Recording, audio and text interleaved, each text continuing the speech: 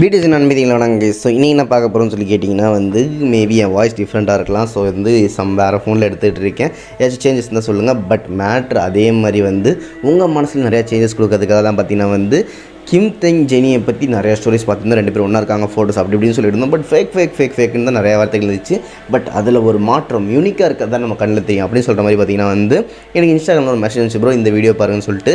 So அந்த வீடியோவில் பார்த்தீங்கன்னா என்னென்னு கேட்டிங்கன்னா அந்த ஃபோட்டோ பார்த்திங்கன்னா ஒரு கேஃபேயில் எடுக்கப்பட்டது, ஒரு கேஃபேயோட ஓனராக எடுக்கப்பட்டது. ஸோ அந்த கேஃபேயில் ஒர்க் பண்ணுற ஒரு பர்சன்னா பார்த்திங்கன்னா இப்போ இல்லை ரொம்ப வருஷம் முன்னாடி பார்த்திங்கன்னா கிம் தெங் ஜெனி ஒன்றாக பார்த்திங்கன்னா அவங்க கேஃபேயில் அடிக்கடி சாப்பிட்றதா ஒரு நியூஸ் ஷேர் பண்ணாங்க. ஸோ இது கண்டிப்பாக ஒன்றா கப்பலாக போகிறேன்னா லவ் தானே அப்படின்னு சொல்லிட்டு ஒரு நியூஸும். அண்ட் அடுத்தது கேட்டிங்கன்னா அந்த ஃபோட்டோ எடுத்ததுனால லவ்னு சொல்லிட்டு இருக்காங்க. ஸோ இது ஒன்று ஃபேக் சொல்லலாம், பட் ஒன்று சொல்ல முடியாத அளவுக்கு ஆன்சர் இருக்குது. ஸோ என்ன நினச்சி உண்மையாக காதல் இருக்கா இல்லையா வாங்க பார்த்து தெரிஞ்சுக்கலாம். பட் அது இது மாதிரி நியூஸ்லாம் நீங்கள் தெரிஞ்சுக்கிட்டோம் அண்ட் நிறைய விஷயங்கள் நீங்கள் ஏன்ட்ட சொல்லிட்டோம், நிறைய பீட்ஸ் அப்போ தெரிஞ்சுக்கிட்டோம்னா மறக்காமல் சப்ஸ்கிரைப் அழுத்தி அண்ட் கமெண்ட்ஸில் உங்கள் வேர்ட்ஸ் மறக்காமல் கொடுங்க. அண்ட் மறக்காமல் lovely boys and lovely girls பிடிஎஸோட ஃபேன்ஸ் நீங்கள் மறக்காமல் லைக் வளர்த்திக்கோங்க. ஸோ நியூஸை பொறுத்தவரைக்கும் கேட்டிங்கன்னா ஃபஸ்ட்டு என்ன சொல்கிறாங்க பார்த்தீங்கன்னா கிம் Teng Jenny around 2 years before பார்த்தீங்கன்னா கப்பலாக பார்த்தீங்கன்னா கம்ஃபர்ட் கேஃபே அப்படின்னு சொல்கிற கேஃபே இருக்கான், அடிக்கடி அங்கே கப்பலாக போவாங்க அப்படின்னு சொல்லிட்டு அந்த கேஃபேயில் ஒர்க் பண்ணதாக ஒரு பர்சன் சொல்லிட்டு இருந்தாங்க.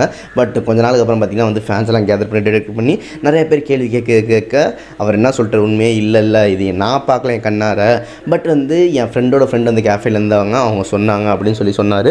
ஸோ எப்போ வரைக்கும் கண்ணால் காணாத வரைக்கும் அது மெய் அல்ல, அதாவது உண்மை அல்ல.